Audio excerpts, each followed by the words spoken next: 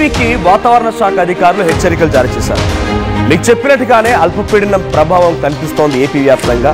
ఇప్పటికే ఒక అల్పపీడనం ఎలా వాయుగుండంగా మారుతుంది, అది ఎలా తుఫానుగా మారుతుంది అనేటువంటి ఒక ఉత్కంఠతో ఎదురు చూస్తున్నటువంటి వాతావరణ శాఖ అధికారులకు కానివ్వండి, సామాన్య ప్రజలకు కానివ్వండి, ఇప్పుడు మరొక బిగ్ షాక్ ఏంటంటే దానికి మరొక అల్పపీడనం కూడా తోడైంది. ఇప్పుడు 2 అల్పపీడనాలు ఏపీని చుట్టుముట్టబోతున్నాయి. అల్పపీడనాలు కాస్త బలపడిపోయి వాయుగుండంగా మారి పెను తుఫానుగా ఏపీ తీరాన్ని తాకే అవకాశం ఉంది. బంగాళాఖాతంలో 2 అల్పపీడనాలు ఏర్పడుతున్నాయి. అయితే ప్రస్తుతం ఒకటి కొనసాగుతూ ఉండగా ఇంకొకటి ఏర్పడే అవకాశం కూడా ఉందట.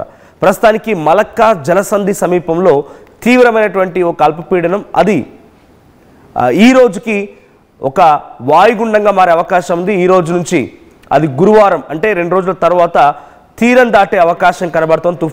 తుఫానుగా మారి అది తుఫానుగా బలపడి తీరం దాటే అవకాశం ఉంది. ఆ తర్వాత కొమరాన్ ప్రాంతంలో మరొక ఉపరితల ఆవర్తనం కొనసాగుతుంది. దీని ప్రభావంతో శ్రీలంక పరిసర ప్రాంతాల్లో అల్పపీడనం ఏర్పడే అవకాశం ఉంది. ఆ తర్వాత ఈ నెల 29న రాయలసీమ, దక్షిణ కోస్తా జిల్లాలో భారీ నుంచి అత్యంత భారీ వర్షాలు కురిసే అవకాశం ఉంది.